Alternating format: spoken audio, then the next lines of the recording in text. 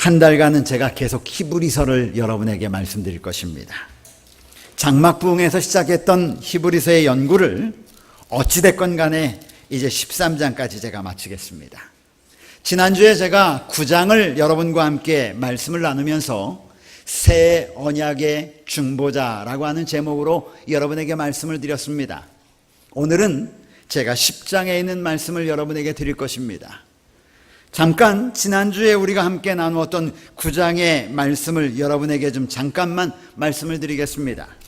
9장 23절, 히브리서 9장 23절에 그러므로 하늘에 있는 것들의 모형은 이런 것들로서 정결하게 할 필요가 있었으나 하늘에 있는 그것들은 이런 것들보다 더 좋은 제물로 할지니. 9장에서 첫 언약에 이하여 섬겨지던 성소제도에 대하여 말씀했습니다. 성소제도, 이스라엘 백성들이 함께 나갔던 성소에서 이스라엘 백성들은 자신의 죄를 속하기 위하여 언제나 짐승과 그 짐승의 피를 가지고 하나님의 존전으로 나갔던 것을 우리는 잘 압니다. 그러나 우리가 잘 아는 것처럼 이스라엘 백성들이 하나님께 나아갔던 성소의 모양은 실제적인 본래의 모습이 아니라 하늘의 그림자라고 하는 사실을 우리는 잘 알고 있습니다. 이 지상에 있는 죄를 속하기 위하여 짐승의 피로 나아간 것처럼 하늘 성소에 나아가기 위하여는 짐승의 것보다는 더 나은 피를 가지고 하나님 함께 나아가도록 했는데, 그 피가 곧 예수 그리스도의 피라고 하는 사실을 여러분에게 지난 시간 제가 말씀드렸습니다. 그러면서 28절, 이와 같이 그리스도도 많은 사람의 죄를 담당하시려고 단번에 들이신 바 되셨고 구원에 이르게 하기 위하여 죄와 상관없이 자기를 바라는 자들에게 두 번째 나타나실 것이다 라고 하는 말씀을 통하여 예수 그리스도의 제 이름으로 구원을 이루실 모습을 우리는 성경을 통하여 보게 되었습니다. 오늘은 10장에 거룩함을 얻은 우리라고 하는 제목으로 여러분에게 말씀을 준비했습니다. 여러분, 거룩이라고 하는 단어는 성경에 460번 정도 나옵니다. 상당히 많이 나오는 단어 중에 하나입니다. 그런데 거룩이라는 단어 460번을 매 절마다 460번을 찾아 들어가면 이 거룩이라는 단어가 쓰일 때 반복적으로 동일한 한 모습이 나옵니다. 그 모습은 하나님과 관련된 사용되어진 단어라는 것입니다. 하나님께 드려진 집, 거룩한 성소, 하나님께서 택한 백성, 거룩한 백성, 하나님께서 사용하시는 재물, 거룩한 재물, 하나님께서 구별해 놓은 아들, 거룩한 아들, 하나님께 구별된 자가 입는 옷, 거룩한 옷, 의복, 성의. 그래서 성경의 거룩이라는 단어와 관련된 용례를 다 찾아보면 거룩이라는 단어는 죄 지은 인간에게는 사용할 수 없는 하나님과 관련된 일에 구별된 물건들, 구별된 사람들, 구별된 것들에 구별하여 사용한 단어를 거룩이라고 하는 단어로 사용하고 있습니다. 그런데 히브리서 10장 10절에 성경은 이렇게 말합니다. 이 뜻을 따라 예수 그리스도의 몸을 단번에 들으심으로 말미암아 우리가 거룩함을 얻었노라. 따라하십시오. 우리가 더 크게요. 안 하시는 분들이 대부분이시네요. 우리가 거룩함을 얻었노라. 사랑하는 여러분, 이 땅에 태어난 여인의 후손으로 태어난 모든 자들은 거룩함이라고 하는 용어를 사용할 수 없는 존재들입니다. 한 사람으로 범죄함으로 말미암아 우리 이 땅에 태어난 모든 자들은 죄 가운데 속한 백성이 되었고, 그 죄로 인하여 하나님과 분리될 수밖에 없는 존재가 바로 여러분과 저인 것입니다. 그런데 이렇게 하나님으로 분리된 우리를 성경은 우리에게 말씀하시기를 예수 그리스도의 몸을 단번에 들으심으로 말미암아 우리가 거룩함을 얻게 되었다라고 단도직입적으로 말합니다. 오늘 여러분이 예수 그리스도의 십자가의 보혈, 예수 그리스도의 십자가의 구속의 피를 믿고 그것을 인정한다면 오늘 사도 바울은 우리에게 말하기를 예수 그리스도의 그 피로 말미암아 너희가 거룩함을 얻었다라고 성경은 기록하고 있는 것입니다. 1절로 넘어갑니다. 10장 1절 성경을 다 펴서 보십시오. 율법은 장차 올 좋은 일의 그림자일 뿐이요 참 형상이 아니므로. 여러분, 여기서 말하는 율법은 이스라엘 백성들이 그렇게 목숨처럼 여겼던 제사 제도입니다. 그들이 매해마다 자신들이 지은 죄를 속하기 위하여 매해마다 반복되어지는 대속죄일에 그들은 염소를 끌고 나가서 하나님 앞에 제사를 드림으로 말미암아 그들의 죄를 용서를 받았습니다. 여러분, 죄를 용서를 받았다라고 하는 것은 하나님과 관계에 있어서 문제가 해결됐다는 말입니다. 그런데 성경은 말하기를 이스라엘 백성들이 성소를 통하여 드린 그 제도는 참 것이 아니라는 것입니다. 그것은 그림자일 뿐이요 참 형상이 아니라고 말합니다. 모세는 이 땅에 성소를 지으면서 하늘의 식양을 따라 하늘에서 보여진 모습의 성소를 축소하여서 이 땅의 성소로 만들어 놓았습니다. 하늘에서 죄가 어떻게 속해지는지의 모습을 통하여 그 모습을 가장 잘 보여줄 수 있는 한 그림자를 만들어서 이 땅에 만들어 놓았는데 그것이 제사제도인 것입니다. 사도 바울은 오늘 우리에게 말하기를 이 땅에서 만들어 놓은 세운 제사제도는 참 것이 아니라는 것입니다. 그림자라는 것입니다. 그래서 그들이 매번 1년에 한 번씩 그들이 죄를 속하는 제사를 드렸음에도 불구하고 여러분 제사를 드렸으면 제물을 드려서 그들이 죄가 속해졌으면 그 다음에는 제사를 드리지 말았어야 될 거 아닙니까? 왜? 한 번 속함을 받았으니까. 그런데 우리가 잘 아는 것처럼 매번 7월 10일이 되면 그는 매해마다 똑같은 제사를 반복적으로 드리는 것입니다. 이 말은 다른 말로 하면 그들의 죄의 문제가 해결되지 않았다는 것이죠. 그래서 성경은 우리에게 말합니다. 해마다 늘 드리는 같은 제사로는 하나님께 나오는 자들을 언제나 온전하게 할 수 없느니라. 동물을, 제물을 하나님 앞에 드리는 제사로는 하나님 앞에 우리가 완전해질 수 없다라고 하는 것입니다. 그래서 2절에는 만약 그렇지 않다면 동물을 제사로 드리는 것 가지고도 우리가 온전해질 수 있다면 이런 얘기죠.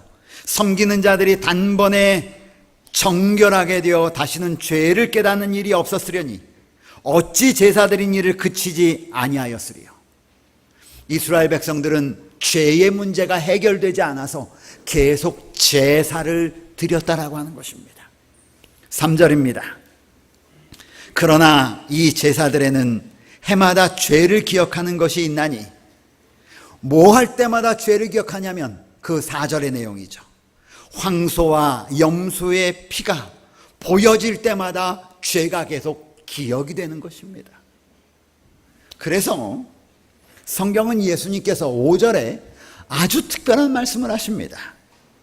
주께서 세상에 임하실 때에, 주께서 세상에 임하실 때는 언제 하면 예수님이 이 땅에 성육신하셔서 오실 때에 그분이 이러한 사명을 가지고 왔다는 것입니다.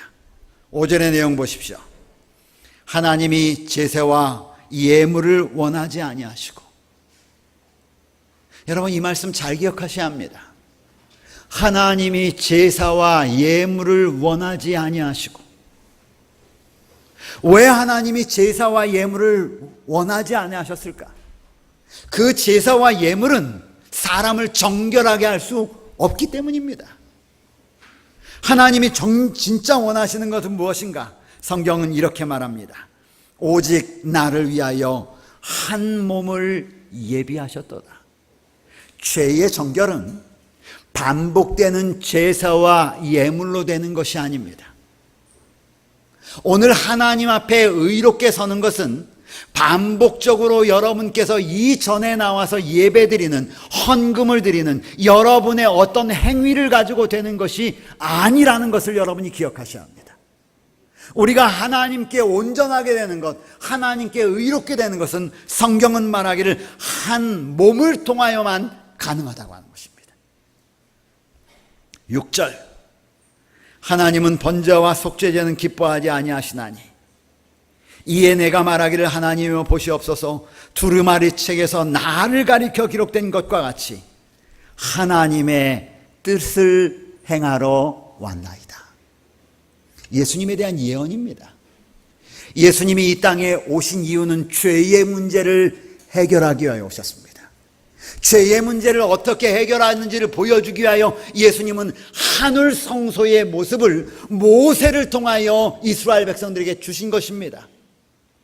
그리고 이스라엘 백성들은 하늘에서의 죄의 정결한 모습을 늘 생각하면서 제사를 드릴 때마다 무엇을 생각했어야 하냐면 하늘에서의 죄의 정결을 생각했어야만 합니다. 그런데 이스라엘 백성들의 머리 가운데는 하늘 본래의 죄의 정결을 위한 한 분을 드리는 한 분의 피는 잊어버리고 상징물로 주었던, 그림자로 주었던, 그저 참 모습이 아닌 예표에만 그들의 관심이 모여져 있는 것입니다.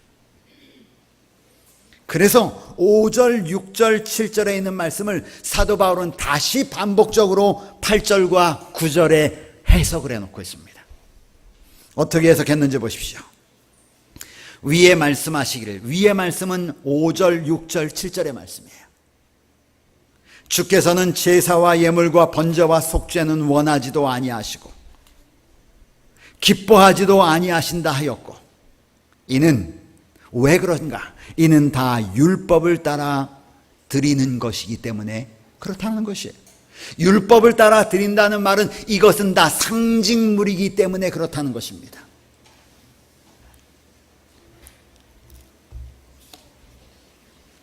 제가 옛날에 우리 어린 아이가 갑자기 막 우는 것입니다. 그 왜 우느냐? 그리고 가만히 지켜봤더니 아빠가 이 아이 뒤에 서가지고 햇빛이 이렇게 찌고 있었고 아이가 여기 있었던 것입니다. 그림자를 갖다가 이렇게 하니까 그 아이 앞에 뭐가 나타났어요?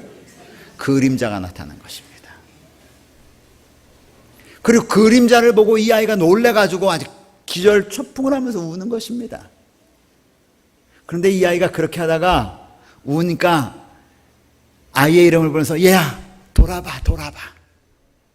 돌아보니까 누가 있어요? 아빠가 있어요. 아빠가 있는 것입니다. 그리고 아빠를 보고 울음을 그치는 모습을 보았습니다. 하늘 성소는 원래의 모습입니다. 우리의 죄의 문제를 어떻게 해결해 주시는지를 보여주는 본래의 모습입니다. 그 본래의 모습을 그림자로 그대로 갖다 놓은 것이 무엇이냐면 이 지상성소입니다. 그런데 지상성소를 보여주신 이유는 뭐냐면 하늘을 보도록 하기 위하여, 이 죄의 문제가 종국적으로 어떻게 해결되는지를 보여주기 위하여 지상성소를 주신 것입니다. 그런데 그 본래의 주인이신 예수님이 이 땅에 오신 것이, 예수님이 이 땅에 오셔서 십자가에 달려 돌아가실 때 어떤 일이 벌어졌는지 여러분 잘 아시지 않습니까? 제사를 통하여 드리는 그 제물이 더 이상 필요치 않아 성소가 위로부터 밑에까지 휘장이 찢어지고 제사 잡으려고 했던 그 양이 도망가는 일이 벌어진 것입니다. 왜요? 본래의 참 제물이신 예수님이 이 땅에 오셨기 때문이에요. 그래서 예수님이 오늘 하신 말씀이 율법에 따라 주어진, 율법을 따라 드리는 그것이 예수님에겐 더 이상 무의미하여 싫게 되었다는 것입니다. 9절 보십시오. 그 후에 말씀하시기를 보시옵소서, 내가 하나님의 뜻을 행하러 왔나이다. 예수님의 말씀이죠. 그 첫째 것을 폐하시면, 첫째 것이 무엇입니까? 여기서 말하는 첫째 것은 제사제도예요. 그 제사제도를 폐하시면 둘째 것을 세우려 하시면, 둘째 것은 무엇입니까? 여러분 기억하세요. 첫째 것은 무엇의 상징으로 주었어요? 그렇죠. 하늘의 것의 상징으로 준 것입니다. 이 상징물을 폐하고 둘째 것을 세우셨다면 진짜 죄의 문제를 어떻게 해결하는지의 모습을 진짜로 예수님이 세우셨다는 말씀이에요. 그러면서 10절의 이야기가 나오는 것입니다. 이 뜻을 따라 첫째 것은 폐하고 둘째 것을 세우려고 하는 이 예수님의 뜻에 따라 예수 그리스도의 몸을 단번에 들이심으로 말미암아, 여러분 이것이요, 단번에 들이심으로 말미암아 여지껏 이 세상 성소에서 드려졌던 제물들은 매해마다 반복적으로 드려졌습니다. 그러나 참것인 하늘의 성소, 죄의 문제를 해결하는 것은 예수 그리스도의 단번에 들이심으로 말미암아 한꺼번에 해결된다라고 하는 것입니다. 그 해결됨을 통하여 우리가 얻게 된 것은 무엇입니까? 10절 후반부에 우리가 거룩함을 얻었노라. 여러분, 우리가 거룩함을 얻었노라라고 하는 이 용례가, 헬라어 용례를 제가 여러분에게 말씀드리는 것보다 우리 젊은 친구들이 많으니까 영어 용례를 말씀드리면 현재 완료 수동태예요. 좀 어렵죠? have plus been plus pp. 우리 젊은 친구들은 알 겁니다. 이건 뭐냐면 이미 하나님께서 현재, 우리가 있는 현재의 완전함을 이루어 놓았다라고 하는 것입니다. 우리가 완전하기 때문이 아니라 예수 그리스도의 하늘 성소에서 드려진 그 한 번 드림의 피로 말미암아 하나님의 백성들을 완전함으로 이루어 놓았다라고 하는 것입니다. 예수 그리스도의 피로 말미암아 그렇게 된 것입니다. 예수 그리스도의 성소에 드려짐으로 말미암아 속죄가 이루어졌다라고 하는 선언인 것입니다. 여러분, 이 하나님의 거룩함의 이 기쁨 가운데 참여하게 되기를 간절히 바랍니다. 여러분, 우리가 이 오늘 성전에 나와서 하나님께 예배드리는 것은요, 하나님이 베풀어 놓으신 이 놀라운 구속의 이 아름다우심을 감사하며 찬양하기 위하여 이곳에 온 것입니다. 오늘 성경은 우리에게 말하기를 그분이 단번에 들으심으로 말미암아 너희가 거룩함을 너희가 만들어간 것이 아니라 너희가 얻게 되었다는 것입니다. 아멘. 여러분, 저는 이 말씀을 생각하고 명상할 때마다 자신이 생깁니다. 여러분이 이 땅에 하나님의 율법 가운데 얼만큼을 우리가 지키면 우리의 율법 지킴으로 하나님께 나아갈 수 있겠습니까?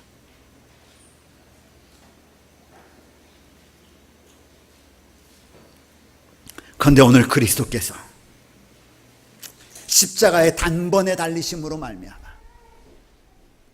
우리가 거룩하기 때문이 아니라 그분의 피로 말미암아 우리를 거룩하게 하였다라고 선언하시는 것입니다. 11절, 제사장마다 매일 서서 섬기며 같은 제사를 드리되 이 제사는 언제나 죄를 없게 하지 못하거니와. 다시 첫 번째 거로 돌아가죠. 지상의 것은 죄를 해결할 수 없다. 12절 다 같이 읽겠습니다. 오직, 시작.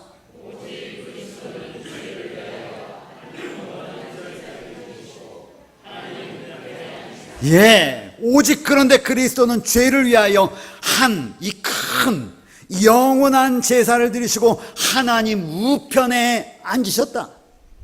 그 다음에 다시 앉아서 뭐 하시는가? 13절, 그 위에 자기 원수들을 자기 발등상이 되게 하기까지 기다리시나니.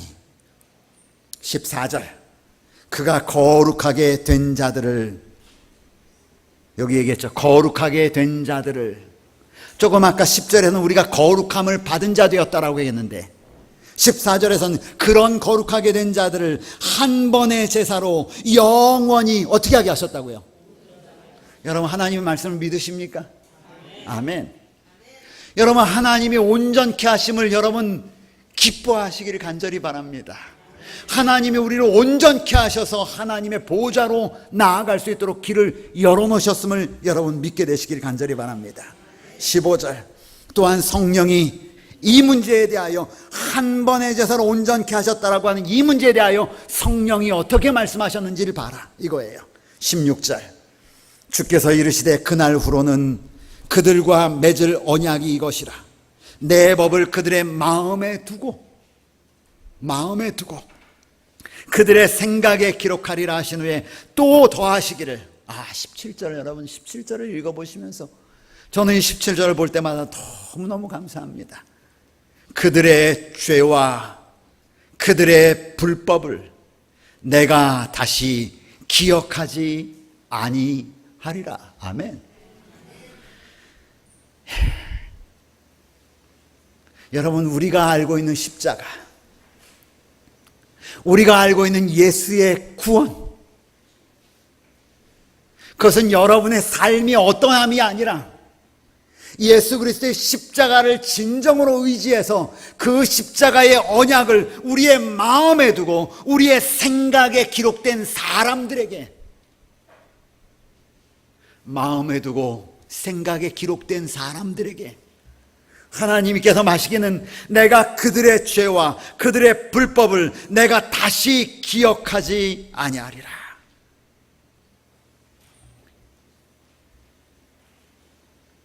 여기 영어에는요 이렇게 되어 있어요. 죄송합니다, 우리 어르신분들. Their sins, 그들의 죄와 and lawless act, 불법적인 행동들, I will remember, 내가 기억할 것이다. No more, 더 이상은 기억하지 않을 것이다. 여러분, 이게 은혜인 것입니다. 이게 십자가의 은혜예요. 이게 십자가의 능력입니다. 오늘 하나님이 여러분을 바라보실 때 여러분의 마음 가운데, 여러분의 생각 가운데 하나님의 율법이 우리가 기록되어 있고, 그렇게 세우신 하나님께서 여러분을 바라보실 때 I will remember no more, 내가 더 이상은 너희 죄악과 죄악적인 행동들 기억하지 않을 거야. 여러분, 이 은혜를 마음껏 누리시고 감사하시기 바랍니다. 이 안식일이 우리에게 베풀어 주신 하나님의 은혜를 감사하며 영광을 돌리는 그런 기쁜 행복한 안식일을 되셔야 합니다. 그래서 18절에 오늘 결론입니다. 이것들을 사하셨은즉, 이것들이 뭐예요? 그들의 죄와 그들의 불법을 사하셨은즉 다시 죄를 위하여 제사 드릴 것이 있다 없다? 없느니라. 여러분 우리가 그런 백성임을 기억하십시오. 우리가 그런 하나님의 백성들임을 기억하셔야 합니다. 이런 하나님의 백성들이 어찌 하나님으로부터 멀리 떠날 수 있겠습니까? 이런 하나님의 백성들이 어찌 우리 마음 가운데 이룩된 하나님의 율법으로부터 멀리 떠날 수 있겠습니까? 떠날 수 없는 것이에요. 이 은혜를 누리면 누릴수록 우리는 그리스도 안으로, 그리스도의 삶 속으로 자꾸 다가오게 될 것입니다. 그러면 우리가 이런 백성이니 이제 어떤 삶을 살면 좋겠습니까? 그 삶은 다음 시간에 19절부터 나와 있습니다. 다음 안식일에 그렇다면 우리가 거룩함을 얻은 백성으로서, 온전하게 된 백성으로서 우리가 어떤 삶을 살아야 할까? 다음 시간에 계속해서 하나님의 말씀을 또 상고하도록 하겠습니다.